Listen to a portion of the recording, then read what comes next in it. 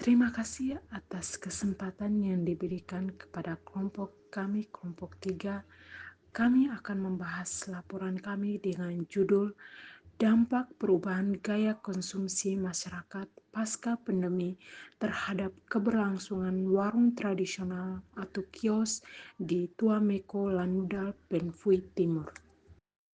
Baik, kita akan membahas tentang metodologi praktikum. Yang pertama, lokasi dan waktu observasi.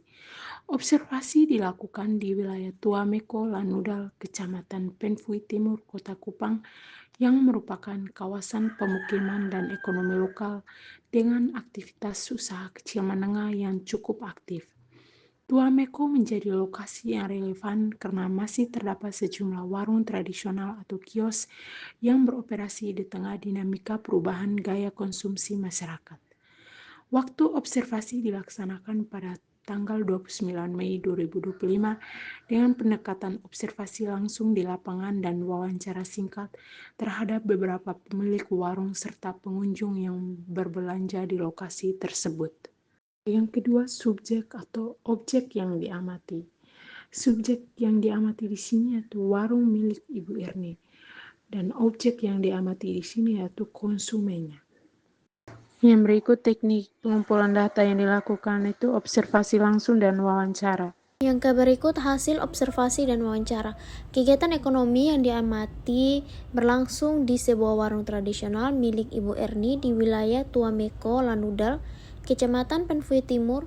Warung ini menjual kebutuhan pokok seperti beras, gula, minyak goreng, minyak instan, sabun, jajanan anak, dan beberapa barang rumah tangga lainnya. Yang berikut itu ada kutipan pemilik warung. Yang pertama, penurunan pembeli karena toko besar dan belanja online.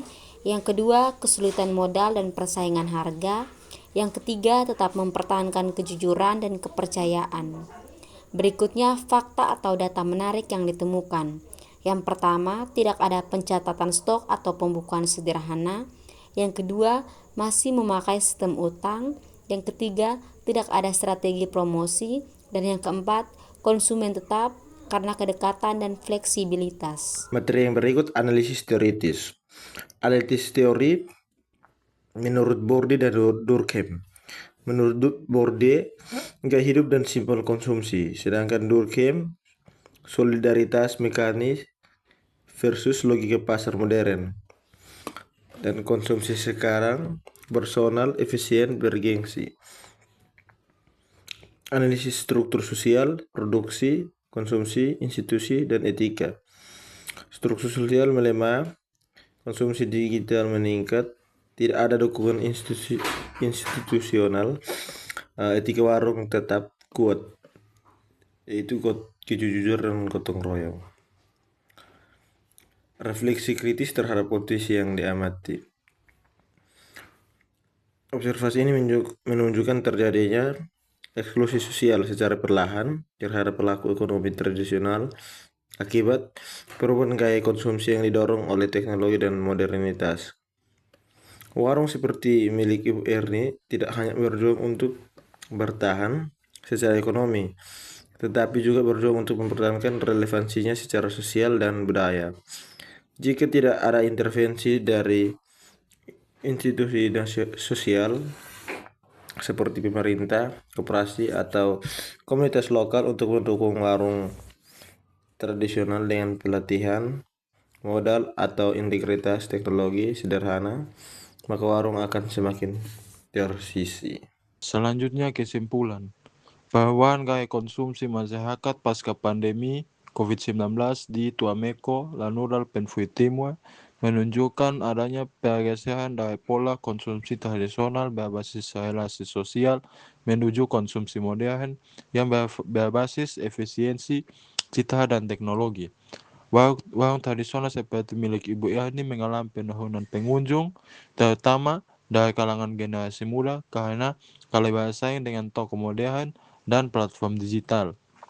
Warung masih bertahan karena adanya pelanggan tetap yang mengandalkan kedekatan sosial dan fleksibilitas dalam transaksi seperti sistem utang. Namun tidak adanya pencatatan keuangan, promosi maupun pemanfaatan teknologi menjadi hambatan besar dalam mempertahankan eksistensi. Selanjutnya, rekomendasi kebijakan, sikap sosial, dan inovasi sosial. Pertama, kebijakan ada pelatihan digital, akses modal, dan kemitraan UMKM. Yang kedua, ada sikap sosial, yaitu dukungan konsumsi lokal dan warung tradisional. Selanjutnya ada inovasi sosial, ada platform online lokal, adopsi warung oleh pemuda, dan branding lokal.